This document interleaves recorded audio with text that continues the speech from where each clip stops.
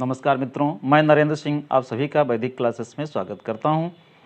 मित्रों, आज जो हम लोगों का टॉपिक रहेगा मनोविश्लेषणात्मक सिद्धांत से। मनोविश्लेषणात्मक सिद्धांत के प्रतिपादक कौन हैं? सिगमंड फ्रायड महोदय हैं। अक्सर ये देखा गया है कि यहाँ से हमारे सीटीटी की परीक्षा, टीटी की और शिक्षक भर्ती परीक्षा से एक प्रश्न जरूर पूछा जाता है, तो इसको हम बेहतर ढंग से तैयार करेंगे। सबसे पहले मित्रों तो यही प्रश्न पूछ लिया जाता है कि मनोविश्लेषणात्मक सिद्धांत के प्रतिपादक कौन है? कौन है? Sigmund Freud. ये कहाँ के रहने वाले थे? ये वियना के रहने वाले थे। किस देश में है वियना? ये ऑस्ट्रिया में है। अब मित्रों यहाँ से देखते हैं कि जो सिगमंड फ्रायड का सिद्धांत है ये पूर्णतः काम भावनाओं पर आधारित है, यानी लिबिडो पर आधारित है। सिगमंड फ्रायड ने बताया कि जो बालक का विकास है या बालक जो भी कार्य करता है वो काम भावनाओं पर ही आधारित करता है। यौन सुख की प्राप्ति के आधार पर ही व्यक्ति अपना जो है व्यक्तित्व का विकास करता है। तो सबसे पहले सिगमंड फ्रायड ने बालक के विकास को यौन सुख के आधार पर, लिबिडो के आधार पर इन्होंने 5 भागों में बांटने का प्रयास किया था। यानी बाल विकास की जो अवस्थाएं हैं उन्होंने काम भावनाओं को जोड़ करके उन अवस्थाओं को बांटा था। और कितनी अवस्थाएं वो हैं? वो 5 अवस्थाएं हैं सिगमंड फ्रायड के अनुसार। कौन सी 5 अवस्थाएं? सबसे पहली अवस्था है मुखावस्था। मुखावस्था, ये मुखावस्था मित्रों ये जन्म से 1 वर्ष तक मानी जाती है। दूसरी अवस्था है गुदावस्था। गुदावस्था ये 1 वर्ष से 2 वर्ष तक मानी जाती है। तीसरी अवस्था है लैंगिक अवस्था। लैंगिक अवस्था, यह लैंगिक अवस्था आपकी 3 वर्ष से 6 वर्ष तक मानी जाती है। चौथे नंबर पर है अव्यक्तावस्था। अव्यक्तावस्था या इसको हम सुषुप्तावस्था भी बोलते हैं। सुषुप्तावस्था, ये सुषुप्तावस्था जो है ये 6 वर्ष से 12 वर्ष तक रहती है, अर्थात ये बाल्यकाल की अवस्था है। और 5वें नंबर पर है जननिकावस्था। जननिकावस्था, जननिकावस्था मित्रों ये 12 वर्ष से ऊपर की अवस्था है, अर्थात यूँ कह सकते हैं कि ये अवस्था किससे जुड़ी हुई होती है? ये किशोरावस्था से जुड़ी हुई होती है। अब इस प्रकार से हम देखते हैं मित्रों कि सिगमंड फ्रायड ने बालक के विकास की 5 अवस्थाओं को बताया और उन्होंने बताया कि बालक जो है यौन सुख की प्राप्ति कैसे करता है। इसको जो है हम देखते हैं कि इन 5 अवस्थाओं से होकर के बालक यौन सुख की प्राप्ति करता है। और यहाँ इन अवस्थाओं में उसका यौन सुख कहाँ पर आधारित होता है? तो पहला है देखिए मुखावस्था, अर्थात सिगमंड फ्रायड ने यहाँ पर यह बताया कि बालक जो है संपूर्ण यौन सुख अपने मुंह से प्राप्त करता है। अर्थात हमने देखा होगा कि इस अवस्था का जो बालक है वो कोई भी वस्तु पाता है तो सबसे पहले वो कहाँ पर ले जाता है? मुंह में अपने ले जाता है। यानी यहाँ पर जो बालक होता है इसके यौन सुख की प्राप्ति कहाँ से होती है? मुख से होती है इस अवस्था में, यानी 0 से यानी जन्म से 1 वर्ष तक। फिर ये देखते हैं मित्रों कि जो दूसरी अवस्था है ये गुदावस्था है।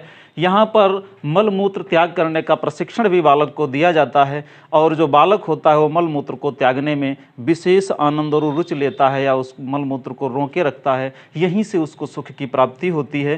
तो ये उन्होंने गुदावस्था कहा। तीसरे नंबर पर लैंगिक अवस्था, यानी लैंगिक अवस्था 3 से 6 वर्ष की अवस्था होती है। और इस 3 से 6 वर्ष की अवस्था में यहाँ पर देखा गया है कि यहीं पर मित्रों बालक जो होता है यानी शिशु जो होता है वो विरोधी लिंग के प्रति आकर्षित होता है। यहीं पर आपने पढ़ा होगा कि शैशवावस्था में 2 ग्रंथियां यहाँ पर जो है जन्म लेती हैं, यानी इलेक्ट्रा और ऑडिपस कॉम्प्लेक्स यहीं पर होता है। अर्थात ये जो अवस्था है 3 से 6 वर्ष की अवस्था, यहाँ पर 2 ग्रंथियाँ, एक तो इलेक्ट्रा और दूसरी ऑडिपस। बहुत इंपॉर्टेंट मित्रों यहाँ पर है, अक्सर ये हमारी परीक्षाओं में कई बार पूछा भी गया है कि इलेक्ट्रा और ऑडिपस कॉम्प्लेक्स क्या है।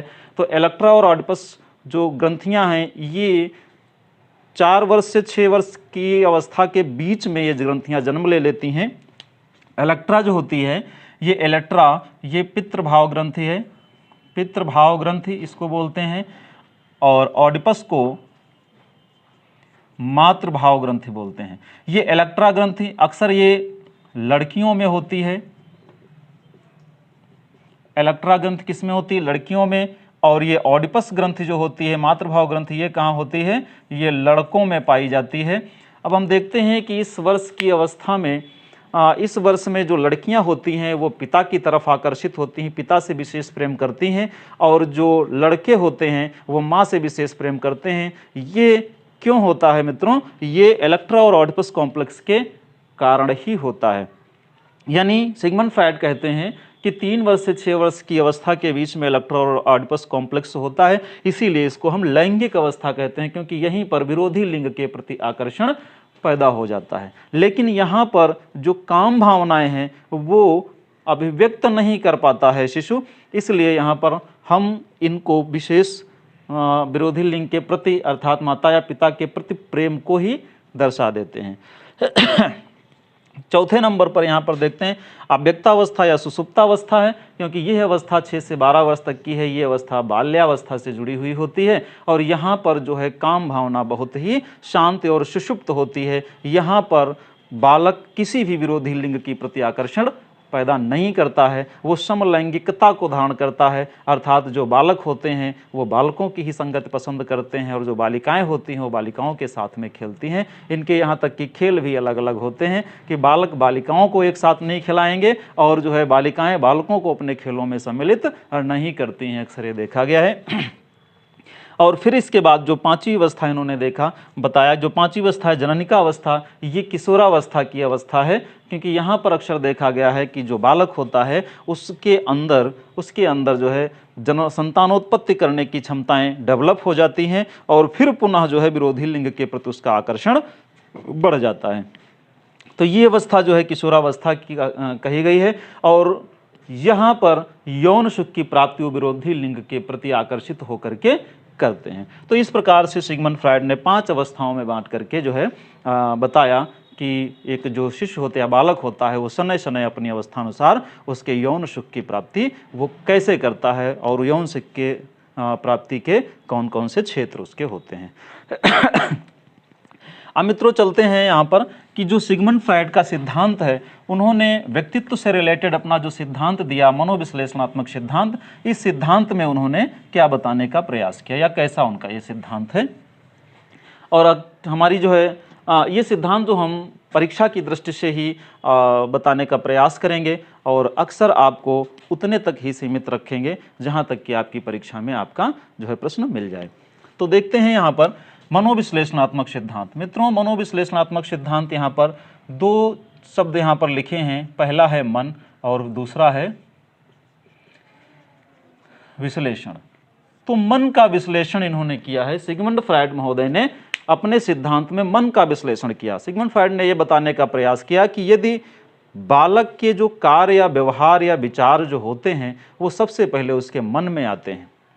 यदि हम व्यक्ति के मन का अध्ययन बेहतर ढंग से कर लें तो व्यक्ति के व्यक्तित्व के बारे में हमें पता चल जाएगा कि अमुक व्यक्ति कैसा है।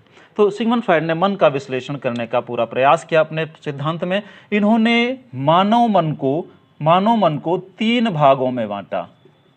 मानव मन को कितने भागों में बांटा? 3 भागों में बांटा। कौन से वो 3 भाग हैं मित्रों? यहाँ पर इस तरीके से हम पढ़ते हैं इसको। पहला जो भाग है इसे हम बोलते हैं चेतन मन। दूसरा भाग है इसे बोलते हैं हम अर्धचेतन मन। और जो तीसरा भाग है उसे बोलते हैं अचेतन मन। यानी 3 भागों में इन्होंने बांटने का प्रयास किया, यानी बांटा। अब यहाँ पर हम देखते हैं कि यहाँ से कैसे कैसे हमारी परीक्षा में प्रश्न आते हैं। सिगमंड फ्रायड ने यह बताया कि मानव मन का जो चेतन मन होता है ये बाह्य भाग होता है, यानी ये वर्तमान स्थिति को प्रदर्शित करता है। वर्तमान स्थिति को प्रदर्शित करता है कि व्यक्ति जैसा दिखता है बाहर से, व्यक्ति जिस प्रकार से बाहर दिखता है या बाहर अपने आवरण को प्रदर्शित किए हुए है वो होता है उसका चेतन मन होता है। उन्होंने ये बताया कि ये जो चेतन मन है ये संपूर्ण मन का 1/10 भाग हम इसमें देख सकते हैं। और फिर जो बाकी बचा 9/10 भाग है वो अचेतन मन में होता है, यानी 9/10 भाग। तो यहाँ पर हम ये देखते हैं कि मन का अधिकांश हिस्सा हमारा अचेतन मन में होता है। और अर्धचेतन मन क्या है? अर्धचेतन मन में मित्रों बहुत सारी ऐसी चीज़ें होती हैं जब हम किसी भी पूर्व ज्ञान को या पूर्व पढ़ी किसी भी विषय वस्तु को याद करते हैं, अर्थात याद जल्दी नहीं आता है, हम अटकने लगते हैं, लेकिन उसके बाद उसके उपरांत आसानी से वो याद आ जाती है। तो जहाँ पर हम कहीं भूलते हैं, अटकते हैं और उसके बाद पुनः याद कर लेते हैं, तो ये स्थिति जहाँ पर होती है वो हमारा अर्धचेतन मन होता है। अब यहाँ पर देखते हैं कि जो सिगमंड फ्रायड महोदय हैं, सिगमंड फ्रायड ने मानव मन को एक जल पर तैरते हुए हिमखंड की तुलना मानव मन से की है। क्या देखते हैं मित्रों, यहाँ पर मान लो यहाँ पर ये जल है, ये पूरा जो है जल का भंडार भरा हुआ है। अब यहाँ पर जो है एक जो है हिमखंड यहाँ पर जो है तैर रहा है। तो अक्सर हम देखते हैं कि जो हिमखंड तैरता है, बर्फ़ का जो टुकड़ा हम डालते हैं यहाँ पर पानी में, तो देखते हैं कि उसका अधिकांश हिस्सा पानी के अंदर ही डूबा हुआ होता है और एक हिस्सा ऊपर पानी के निकला हुआ होता है। तो सेम कंडीशन यही होती है कि 1/10 भाग पानी के ऊपर और 9/10 भाग पानी के नीचे होता है। तो इसी तरीके से सिगमंड फ्रायड ने मानव मन को भी बताया कि व्यक्ति वास्तव में जो दिखता है, जो वर्तमान पोजीशन व्यक्ति की होती है, वो उसका 1/10 अर्थात वो चेतन मन होता है और अधिकांश हिस्सा उसका हमें दिखाई नहीं पड़ता है, वो क्या होता है? वो अचेतन मन होता है। अब यहाँ पर हम ये देखते हैं कि मित्रों जो अचेतन मन होता है इसमें दमित इच्छाएं, अतृप्त इच्छाएं, अचेतन मन में क्या होती हैं? दमित इच्छाएं होती हैं, दमित इच्छाएं, अतृप्त इच्छाएं, यहीं पर जो है अतृप्त इच्छाएं,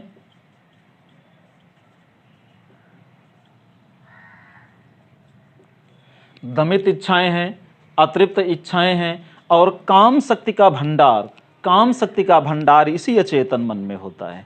ठीक है, यहाँ से अक्सर मित्रों कई बार प्रश्न यहाँ देखा गया है कि काम शक्ति का भंडार इसी जो है अचेतन मन में होता है।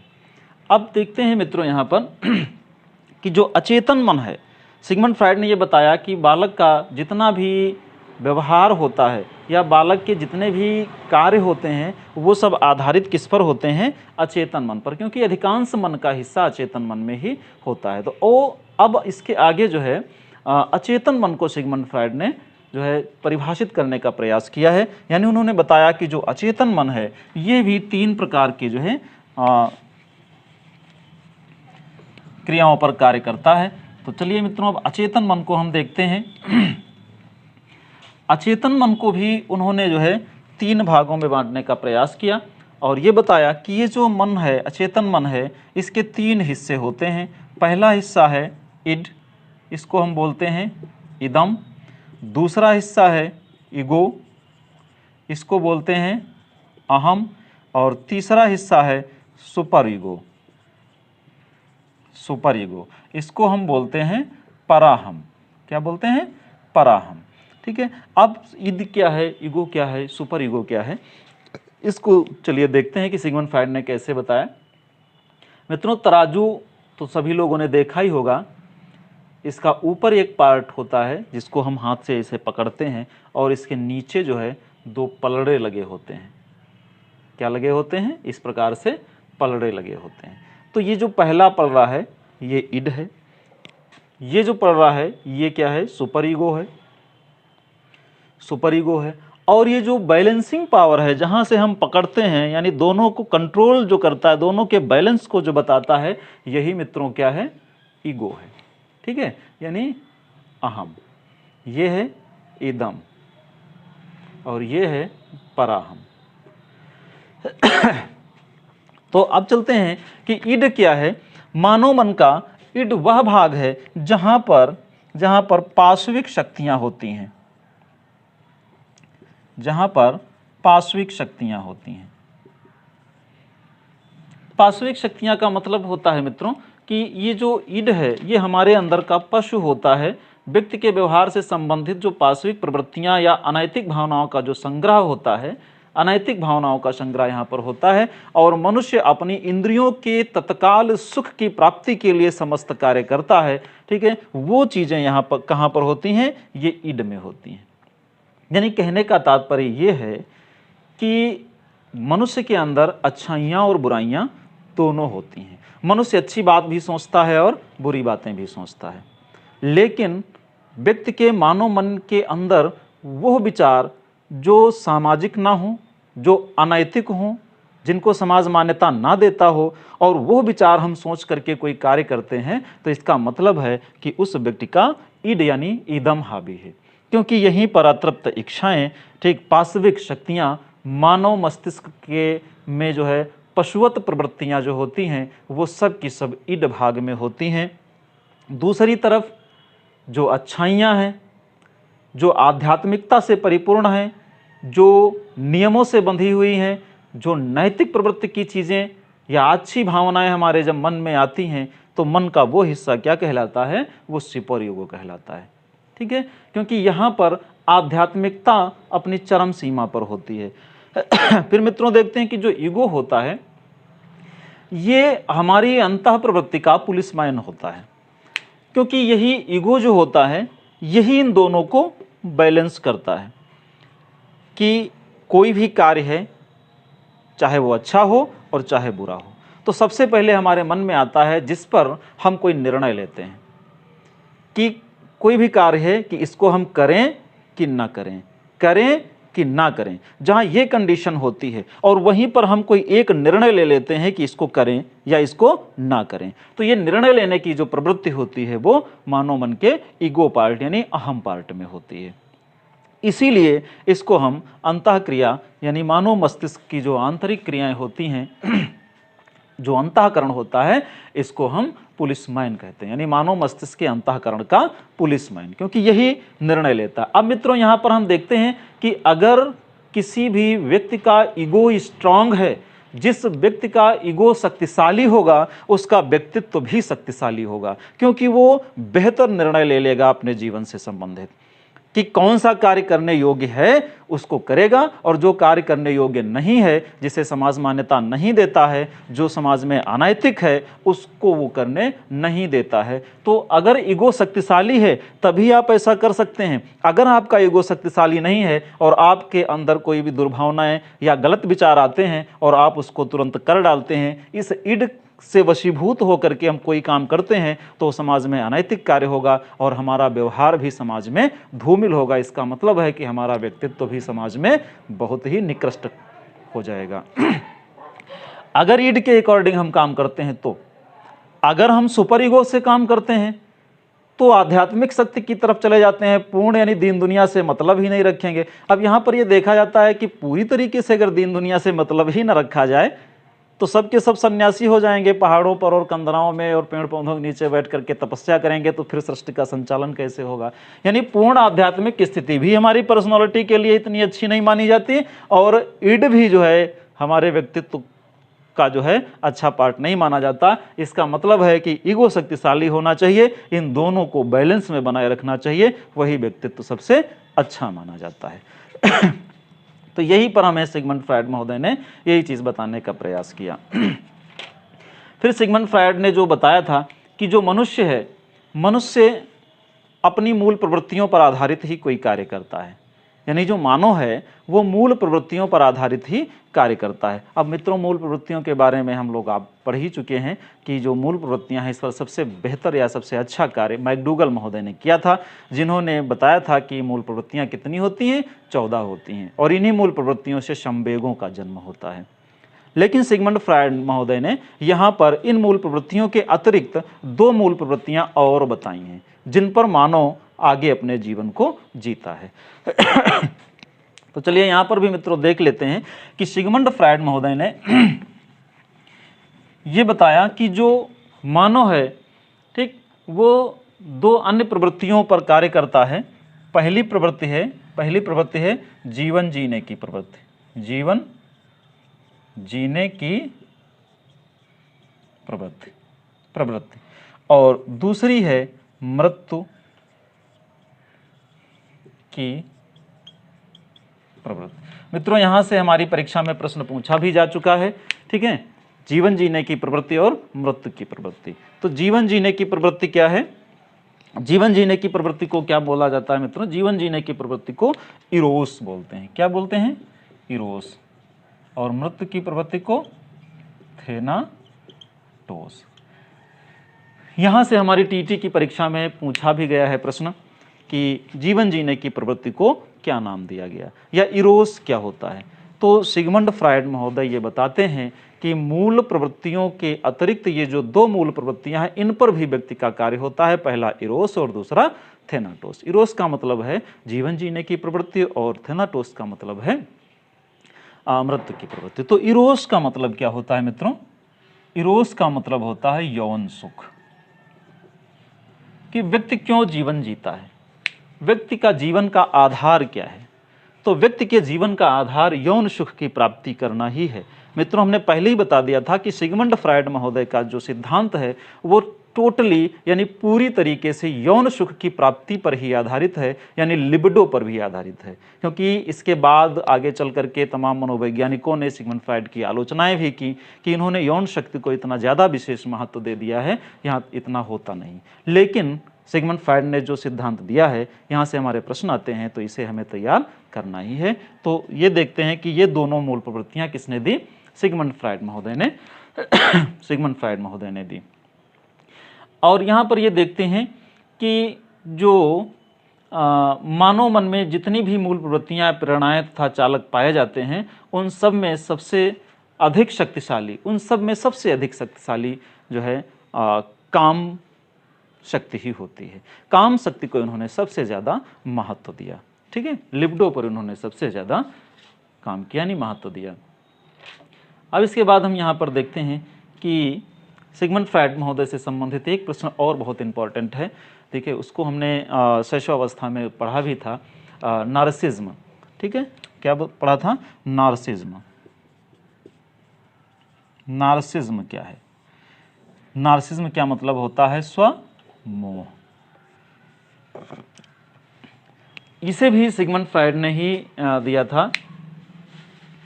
ये नार्सिज्म जो होता है ये अक्सर देखा गया है कि शैशवावस्था और किशोरावस्था दोनों में पाया जाता है। स्वमोह का मतलब होता है अपने आप से ही विशेष प्रेम करना, ठीक है, इसे बोलते हैं नार्सिज्म। ये भी हमारी परीक्षा में पूछा जा चुका है। तो नार्सिज्म की अवधारणा सबसे पहले किसने दी थी? इन्होंने ही दी थी। किसने? सिगमंड फ्रायड महोदय ने।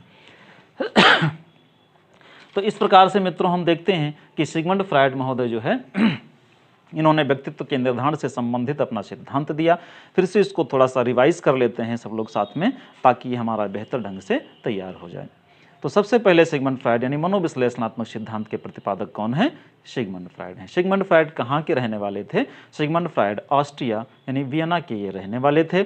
इन्होंने व्यक्ति के व्यक्तित्व का निर्धारण किस प्रकार से किया जाता है, इस पर इनका जो सिद्धांत है वो आधारित था। इन्होंने बताया कि जो बालक है, वो जो व्यक्ति है, वो यौन सुख की प्राप्ति के आधार पर ही सारे कार्य करता है। यदि उसको यौन सुख की प्राप्ति नहीं मिलती है, सुख की प्राप्ति नहीं मिलती है, तो वो कोई भी कार्य नहीं करता है। यहाँ तक कि इन्होंने बाल विकास को भी, बालक या व्यक्ति के विकास को उन्होंने 5 अवस्थाओं में बांटा और ये बताया कि किस अवस्था में यौन सुख की प्राप्ति कहाँ से करता है। तो सबसे पहले इन्होंने मुखावस्था जो जन्म से 1 वर्ष तक के बताया। यहाँ पर उन्होंने बताया कि जो बालक होता है उसका जो यौन सुख का केंद्र होता है वो उसका मुँह होता है। कि बालक किसी भी वस्तु को, कोई भी वस्तु हो अगर बालक को दे दी जाए तो सबसे पहले उसको कहाँ ले जाता है? अपने मुंह में ले जाता है और वहाँ से सक करता है, चूसता है उसको, और यहीं से उसको आनंद की अनुभूति होती है। दूसरे नंबर पर उनकी जो अवस्था थी, इसको उन्होंने बताया गुदावस्था। यहाँ पर मल मूत्र त्यागने की विशेष ट्रेनिंग देने की भी ज़रूरत होती है और बालक जो होता है वो मल मूत्र को रोके रखता है या उसको जो है मल मूत्र को जब त्यागता है तो बड़ी देर तक बैठा रहता है।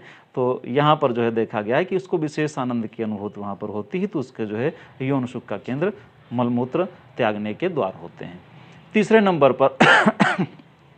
नंबर पर उन्होंने बताया कि लिंगावस्था जो 3 से 6 वर्ष की अवस्था में होती है, उन्होंने ये बताया कि जो 4 से 6 वर्ष की अवस्था में वहाँ पर 2 ग्रंथियाँ जन्म लेती हैं, जिसको हम इलेक्ट्रा और ऑडिपस कॉम्प्लेक्स बोलते हैं। इलेक्ट्रा ग्रंथि जो होती है वो लड़कियों में होती है, इसे हम पितृभाव ग्रंथि बोलते हैं, और जो ऑडिपस ग्रंथि होती है वो लड़कों में पाई जाती है, इसे हम मातृभाव ग्रंथि बोलते हैं। यहीं पर जो लड़के या लड़कियां होते हैं वो विरोधी लिंग के प्रति आकर्षित होते हैं। जो लड़कियां होती हैं इलेक्ट्रा ग्रंथि के प्रभाव से वो पिता से विशेष प्रेम करती हैं, और जो लड़के होते हैं वो ऑडिपस ग्रंथि के प्रभाव से माँ से विशेष प्रेम करते हैं।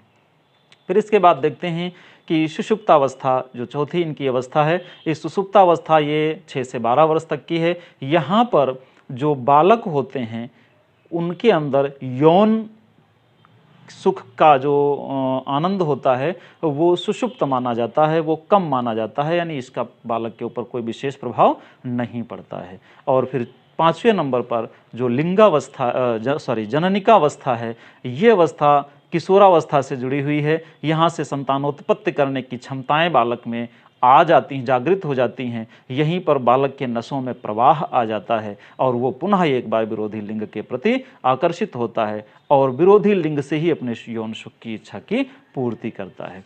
तो इस प्रकार से बालक के विकास की इन 5 अवस्थाओं से सिगमंड फ्रायड महोदय ने यौन सुख के बारे में बताया। फिर उन्होंने बताया कि जो मानव मन होता है, अपने सिद्धांत में उन्होंने बताया कि मानव मन 3 भागों में बटा हुआ होता है, चेतन मन, अर्धचेतन मन और अचेतन मन। चेतन मन वर्तमान स्थिति होती है कि मानव शरीर जिस प्रकार से है, मानव जैसा भी है, वो उसका चेतन मन है, अर्थात वर्तमान समय में मन में जो भी विचार होते हैं वो चेतन मन ही होता है।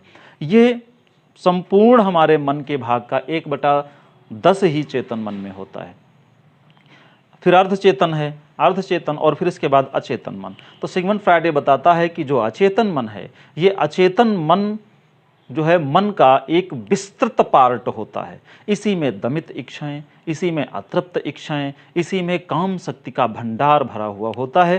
ठीक है, अगर किसी भी व्यक्ति को वास्तव में हमें समझना है, अगर व्यक्ति के व्यवहार के बारे में वास्तव में हमें अध्ययन करना है, तो हमें उसके अचेतन मन का अध्ययन करना पड़ेगा। अचेतन मन के अध्ययन से ही व्यक्ति की वास्तविकता या वास्तविक व्यवहार के बारे में हमें पता चलता है। तो उन्होंने अचेतन मन के अध्ययन के बारे में भी बताया और अचेतन मन को उन्होंने 3 भागों में बांटा, अर्थात इड और ईगो और सुपर ईगो। तो इड क्या है? इड मानव मन का वह पार्ट होता है जहाँ पर पार्श्विक शक्तियाँ होती हैं, जहाँ पर अनैतिक विचारधाराएं आती हैं, जहाँ पर असामाजिक विचारधाराएं आती हैं। हम बहुत सारी चीज़ें अनैतिक कार्य करने को सोचते हैं, वो विचारधाराएं हमारे मानव मन के इड पार्ट में होती हैं।